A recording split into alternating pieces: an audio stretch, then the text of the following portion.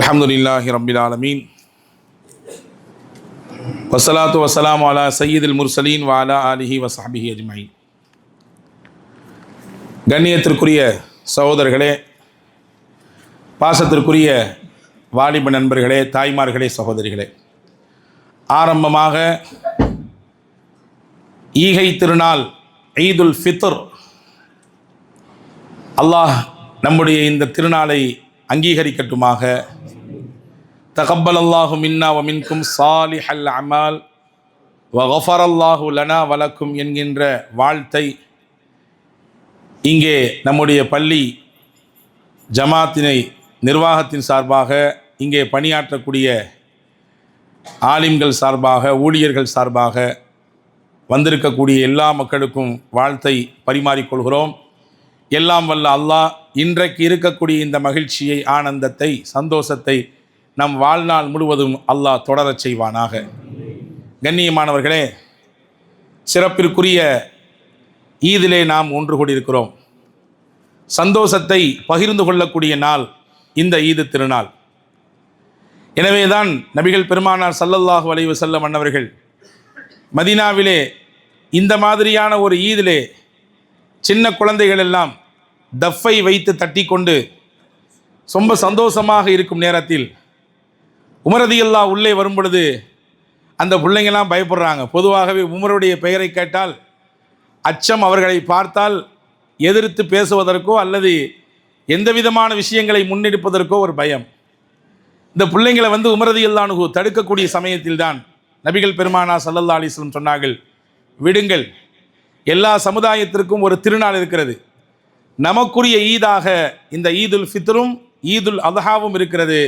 சந்தோஷமாக அந்த பிள்ளைங்க இருக்கட்டும், மகிழ்ச்சியாக தங்களுடைய நல்ல சந்தோஷத்தை அவர்கள் பகிர்ந்து கொள்ளட்டும், ஆனந்தத்தை பகிர்ந்து கொள்ளட்டும் என்று பெருமானார் ஸல்லல்லாஹு அலைஹி வஸல்லம் சொன்னார்கள். அலி ரலியல்லாஹுவினுடைய ஒரு வார்த்தையை நாம் இங்கே கவனிக்க வேண்டும். ஒரு மூமின் என்றால் யார்? அலி ரலியல்லாஹு சொல்கிறார்கள், அல் முஃமினு பிஷ்ருஹு ஃபி வஜ்ஹிஹி ஹுஸ்னுஹு ஃபி கல்பிஹி. கவலையை உள்ளே வைத்துக் கொள்வார், உள்ளத்திற்குள்ளே வைத்து பூட்டிக் கொள்வார், முகத்திலே புன்முறுவலை வெளிப்படுத்துவார். முகம் எப்பொழுதுமே பிரகாசமாக இருக்கும், சிரித்த வண்ணமாக அவர் இருப்பார். 1000 கவலைகள் அவருக்கு இருந்தாலும் உள்ளத்தில் வைத்து அல்லாஹ்விடத்தில் மட்டும் அதை சொல்வார். முகத்தில் அந்த கவலையினுடைய ரேகைகளை காட்டிக்கொள்ள மாட்டார். இவரே மூமின் என்பதற்கான அடையாளம் என்று ஹஜ்ரத் சையதுனா அலி ரலியல்லாஹு அன்ஹு அவர்கள் சொல்லக்கூடிய வார்த்தைகளை கேட்கிறோம். அன்பான சகோதரர்களே, மகிழ்ச்சியை அடைவதற்கான வழியை பல விஷயங்களை நமக்கு ரசூலுல்லாஹ் கற்றுத்தந்திருக்கிறார்கள். அதிலே ஒன்றுதான் நபி சொன்னார்கள், உங்கள் சகோதர முஸ்லிமை நீங்கள் பார்க்கும் பொழுது நல்ல முகமலர்ச்சியோடு பாருங்கள், சிரித்தவாறு பாருங்கள், அது ஒரு அறம் என்றார்கள். தான தர்மம் கொடுத்து நன்மையை உங்களுக்கு பெற்றுத்தரும் என்றார்கள். அடுத்து வாருங்கள், உங்கள் மனைவிக்கு, உங்கள் துணைவியாருக்கு சந்தோஷத்தோடு நீங்கள் உண்ணக்கூடிய உணவிலே ஒரு கவளம் எடுத்து ஊட்டுங்கள், மகிழ்ச்சியாக ஊட்டுங்கள், அது உங்களுக்கு அறம் செய்த நன்மை, உங்களுக்கு மகிழ்ச்சியை பெற்றுத்தரும் என்றார்கள். மூன்றாவது பெருமானார் பேசினார்கள், பிறருக்கு உதவுங்கள். உதவுதல் என்பது காசு பணத்தால் மட்டும் கிடையாது. ஒருவர் வாகனத்தில் ஏற முடியாமல் இருக்கிறார், அந்த வாகனத்தை எடுக்க முடியாமல் இருக்கிறார், நீங்கள் போய் அதை எடுத்து கொடுங்கள். ஒருவர் தண்ணீர் இறைக்க முடியாமல் கஷ்டத்தில் இருக்கிறார், நீங்கள் போய் அந்த தண்ணீரை இறைத்து கொடுங்கள். இதன் வழியாக அவருக்கு சந்தோஷம் கிடைக்கும், அவருக்கு சந்தோஷம் கிடைப்பதன் வழியாக அல்லாஹ் உங்களுக்கும் வாழ்விலே மகிழ்ச்சியை தருவான் என்றார்கள். உங்களுக்கிடையிலே அன்பளிப்புகளை பகிருங்கள், அன்பளிப்புகளை நீங்கள் பரிமாறிக்கொள்ளுங்கள், மகிழ்ச்சியும் ஆனந்தமும் பெருகும் என்றார்கள். ஏழை எளிய மக்கள், குறிப்பாக தாய் தகப்பன் அல்லது இருவரில் யாரோ ஒருவரை இழந்திருக்கக்கூடிய யத்தீமான அனாதை குழந்தைகளுடைய தலைகளை வருடி கொடுங்கள், தலைகளை நீங்கள் கோதி விடுங்கள். அதன் வழியாக உங்கள் உள்ளத்திற்கு அமைதியையும் வாழ்க்கையிலே மகிழ்ச்சியையும் அல்லாஹ் உங்களுக்கு தருவான் என்று கற்றுக் கொடுத்தார்கள். நான் சொல்ல வருகிற செய்தி இதுதான். மகிழ்ச்சிகரமான வாழ்க்கைக்கு பெருமானார் நிறைய வழிகளை சொல்லி தந்திருக்கிறார்கள். அன்பர்களே, இன்று செயற்கையின் உலகத்தில் நாம் வாழ்கிறோம். எது இயற்கை எது செயற்கை என்று கண்டுபிடிக்க முடியாத அளவிற்கு உண்மையிலேயே அவர் காஃபி தான் குடிக்கிறாரா அல்லது வேற எங்கேயும் நிற்கிறாரா என்று யோசிக்கும் அளவிற்கு இன்றைக்கு ஏஐனுடைய தொழில்நுட்பம் பெருகிவிட்டது. நாம் எதை நினைக்கிறோமோ அல்லது எதை குரல் பதிவாக பதிவு செய்கிறோமோ அதை உடனுக்குடன் எடுத்து தரக்கூடிய தொழில்நுட்பம் வளர்ந்திருக்கிறது.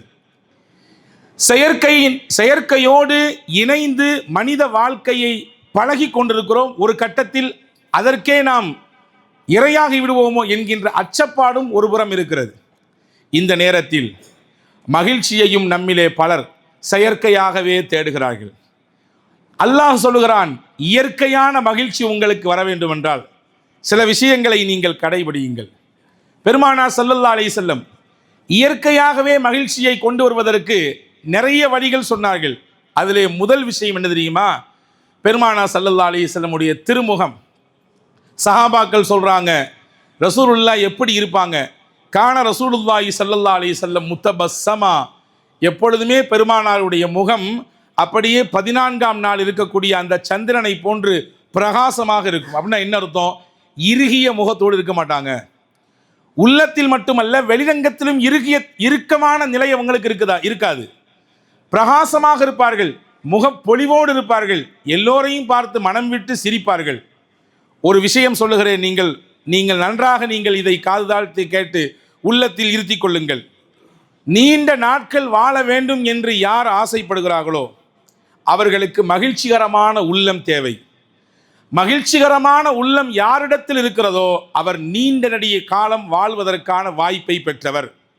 இன்றைக்கு மருத்துவ உலகம் சொல்கிறது, மகிழ்ச்சியை துளைத்ததினால்தான், மகிழ்ச்சியை இழந்ததினால்தான், இறுக்கமான மனநிலைக்குள்ளே மனிதன் போனதினால்தான், அந்த மாதிரியான காலகட்டத்திலே நெருக்கடியிலே அவன் சிக்கி கொண்டதினால்தான் பல நோய்களுக்கு அவன் இரையாகி கொண்டிருக்கிறான்.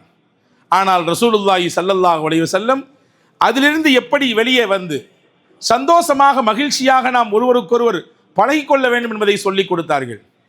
ரசூலுல்லாவும் சிரிச்சாங்கங்க, பல பேரை சிரிக்க வச்சாங்க. சிரிக்கிறது நம்ம எல்லாருமே சிரிப்போம், ஆனால் எல்லாராலையும் எல்லாத்தையும் சிரிக்க வைக்க முடியாது. ரசூலுல்லாஹ்ட்ட இந்த ரெண்டுமே இருந்துச்சு. அவர்களும் குதூகலத்தோடு ஆனந்தத்தோடு சிரிப்பார்கள், பிறரையும் சிரிக்க வைப்பார்கள். ஹதீஸிலே வருகிறது, ஒரு நபித்தோழர் ஓடி வந்தார். அவர் வரக்கூடிய அந்த பதட்டத்தை பார்த்து பெருமானார் நினைத்தார்கள் ஏதோ முக்கியமான காரியத்தை கொண்டு வராருன்னு. வந்த உடனே சொன்னார், யா ரசூலல்லாஹ் ஹலக்து, நான் அழிஞ்சு போயிட்டேன். புனிதமான ரமதானுடைய மாதத்தில் பகலில் என் மனைவி கூட நான் சேர்ந்துட்டேன். நான் என் மனைவியோடு தாம்பத்தியத்தில் சேர்ந்து விட்டேன். அல்லாவின் வேதனை வந்துடுமோ, என்னை அல்லாஹ் தண்டிச்சிருவானோ, நான் அழிஞ்சு போயிடுவானோ அப்படின்னு பயந்துவிட்டு ஓடி வர்றாரு. ஸல்லல்லாஹு அலைஹி வஸல்லம் கேட்டாங்க, இதுக்கு பரிகாரம் இருக்குது, என்ன யா ரசூலுல்லாஹ் செய்யணும்னு கேட்டாங்க. ரசூல் சொன்னாங்க, ஒரு நோன்புக்கு பகரமாக 60 நோன்பு வைக்கணும்னாங்க. ஒரு நோன்புக்கு பகரமாக வேண்டுமென்றே ஒருவர் தெரிந்து கொண்டே நோன்பினுடைய பகல் காலத்திலே தன் இல்லாளோடு இணைந்து விட்டால் 60 நோன்பு நோக்க வேண்டும் என்றார்கள். அவர் சொன்னார், ஒரு நோன்புக்கே இந்த கதை, 60 நோன்பா அப்படின்னாரு. சரி, வேற ஏதாவது, ஒரு 60 மிஸ்கின்களுக்கு ஏழைகளுக்கு உணவு கொடுங்கள் என்றார்கள். அவர் சொன்னார், நானே பெருத்த ஏழை, நான் போய் 60 மிஸ்கின் சாப்பாடு கொடுக்க முடியுமா அப்படின்னார். ஸல்லல்லாஹு அலைஹி வஸல்லம் கொஞ்சம் ஓரத்தில் உட்காருங்கன்ட்டாங்க. கொஞ்ச நேரம் உட்காருங்கன்னாங்க. கொஞ்ச நேரம் கழிந்தது. பெருமானாருக்கு அடிக்கடி பள்ளியிலே ஹிபத்துகள் வரும், அன்பளிப்புகள் வரும்.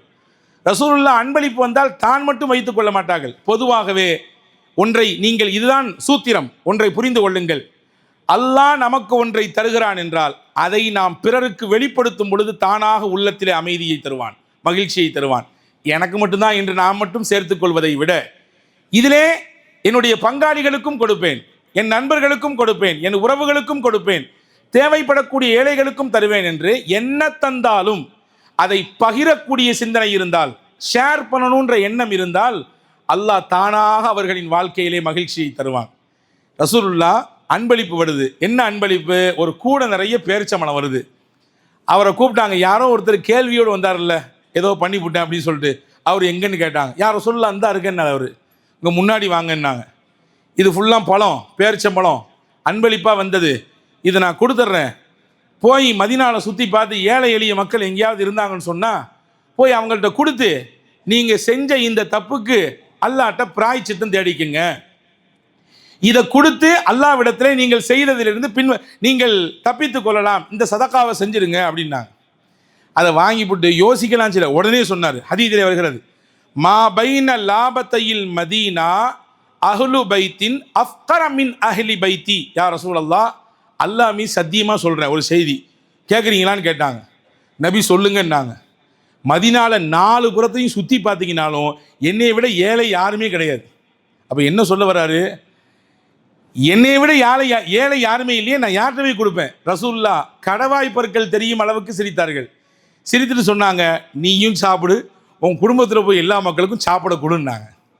ஸல்லல்லாஹு அலைஹி வஸல்லம் நடந்து கொண்ட இந்த நடவடிக்கையை பார்த்து சஹாபாக்கள் ஆனந்தப்பட்டார்கள்.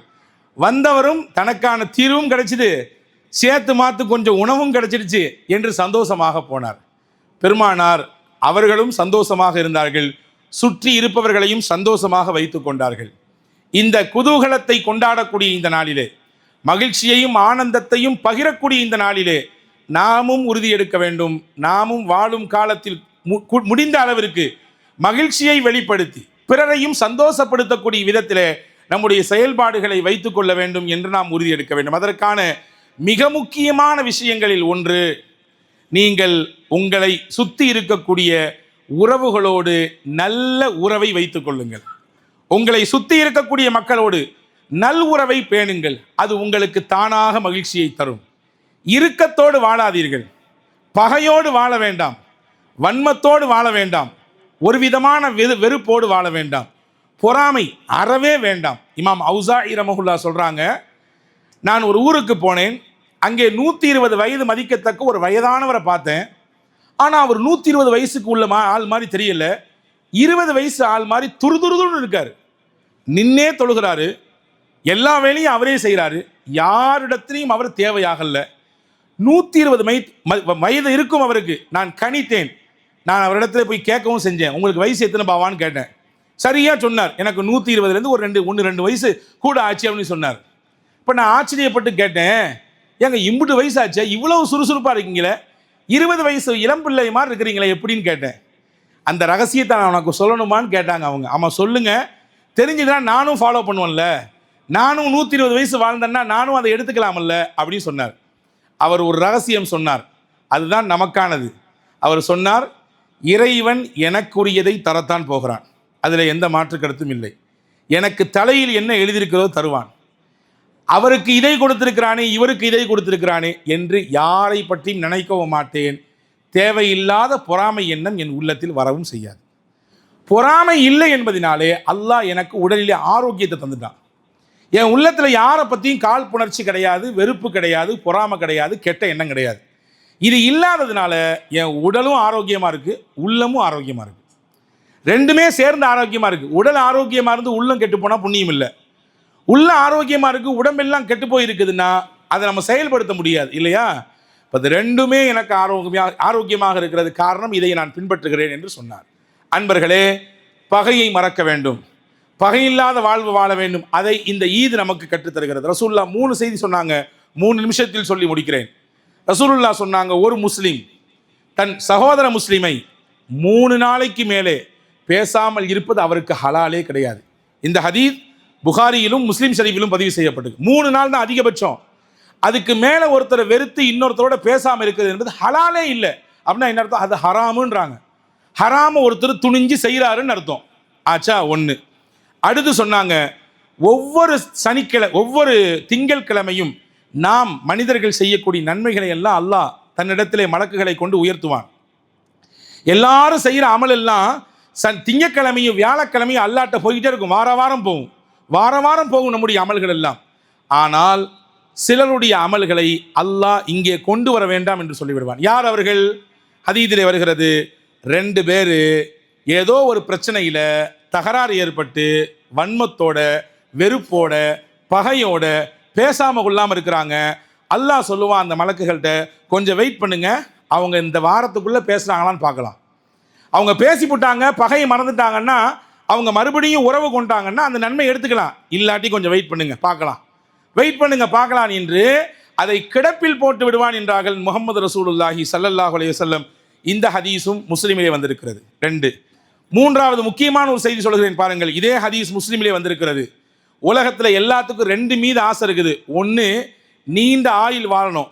எல்லாத்துக்கும் இருக்குல்லங்க, எல்லாருக்கும் ஆசை இருக்குது. ரெண்டாவது விஷயம், அல்லாஹ் எனக்கு என்ன தர்றானோ அதை பரக்கத்தா தரணும். எனக்குன்னு தொழில் என்ன, எனக்குன்னு வியாபாரம் என்ன, எனக்குன்னு வருமானம் என்ன, அதில் பரக்கத்து இருக்கணும். அது கொஞ்சோண்டு இருந்தாலும் சரிதான், நிறைய பரக்கத்து இருக்கணும். இந்த ரெண்டு வேணும்னு யார் ஆசைப்படுறாங்களோ, ரசூல் சொல்றாங்க, மன் அஹப்ப ஐ யுப்ஸத லஹு ஃபீ ரிஸ்கி அவ் வ ஐ யுன்ஸா லஹு ஃபீ அஸரி ஃபல்யஸில் ரஹ்மா. யாருக்கு நீண்ட ஆயுளும் வேண்டும், நிறைந்த செல்வமும் வேண்டும், செல்வத்தில் பரக்கத்து வேணும்னு யார் ஆசைப்படுறாங்களோ, அந்த ரெண்டு தன்மையோடு யாருக்கு விருப்பம் இருக்கிறதோ அவங்க எல்லாம் உறவுகளை இணைக்கட்டும். பகை வேண்டாம், வன்மம் வேண்டாம், வெறுப்பு வேண்டாம், குரோதம் வேண்டாம், காழ்ப்புணர்ச்சி வேண்டாம், பொறாமை வேண்டாம், பிளவுபட்டு போய் நிற்க வேண்டாம். பிளவுபட்டு நிற்கிறதுனால என்ன கொடுமைங்கிறத இன்னைக்கு காலத்தில் நம்ம நேரடியாக பார்க்குறோம் இல்லையா? ஓஐசி இருக்குது, ஒட்டுமொத்த முஸ்லீம்கள் கண்ட்ரிகளை எல்லாம் இணைத்திருக்கக்கூடிய ஒரு ஆர்கனைசேஷன். இருந்து என்ன புண்ணியம்? அந்த ஓஐசியில் இருக்கக்கூடிய நாடுகளே சொல்லுகிறது. யாரை பார்த்து சொல்லுகிறது? எந்த நாட்டின் மீது இப்பொழுது ஏகாதிபத்தியம் குண்டுகளை போட்டு கொண்டிருக்கிறதோ அந்த நாடை பார்த்து சொல்லிட்டு, நிறுத்திக்கோ, நீ எங்கள் கூட வராத, நாங்கள் உங்க கூட ஃபைட் பண்ணுவோம், நாங்கள் அவங்க கூட தான் சேருவோம், அவங்க கூட சேர மாட்டோம். அன்பர்களே, நான் கொள்கையை இங்கே கொஞ்சம் வைத்து விட்டு சொல்கிறேன். ஒரு முஸ்லீமாக இணைய வேண்டிய நேரத்தில் இணைய முடியவில்லை. அதனால் ஏற்பட்ட இழப்பு என்ன? இன்னைக்கு ஒட்டுமொத்த உலகத்திற்கும் இழப்பு. இன்னைக்கு ஒட்டுமொத்த உலகத்திற்கும் அதனுடைய பாதிப்பு. முஸ்லீம் உலகம் நினைத்தால், அவர்கள் ஒன்றிணைந்து இருந்தால், அதனால் அவர்களுக்கு மட்டுமல்ல ஒட்டுமொத்த உலகத்திற்குமே பலன், ஒட்டுமொத்த உலகத்துக்குமே லாபம். அந்த லாபத்தை கொடுக்க முடியலையே. இன்னைக்கு யாருக்கு முன்னோடியே போய் கை கட்டில நிற்க வேண்டிய சூழல் இருக்குது. அவ்வளவு எண்ணெய் கிடங்குகள் இருந்து, அவ்வளவு வளங்கள் இருந்தும் கூட இன்னொரு நாட்டுக்கு முன்னால், சொல்ல போனால் நாடோடிகளாக இருந்தவர்களுக்கு முன்னால் கையை கட்டி கொண்டு நிற்க வேண்டிய சூழல் இருக்கிறதே. என்ன காரணம்? ஒன்றே ஒன்றுதான், இணைப்பு இல்லை. இன்னைக்கும் பகை. நீ விட்டால் நான் வந்து விடுவேன், நான் விட்டால் நீ வந்து விடுவாய். உனக்கு முன்னால் நான் இருக்க வேண்டும், நீ அழிந்து போக வேண்டும். நான் இருக்க வேண்டும், நீ செத்து போய்விட வேண்டும். உன்னுடைய நாடின் வளம் அழிந்து விட வேண்டும், உன்னுடைய நாடு இல்லாமல் போய்விட வேண்டும். இந்த எண்ணம் தான் இன்னைக்கு மிகப்பெரிய போராக உருவெடுத்து கொண்டு நம்மை எல்லாம் உலகத்தை அச்சுறுத்தி கொண்டிருக்கிறது.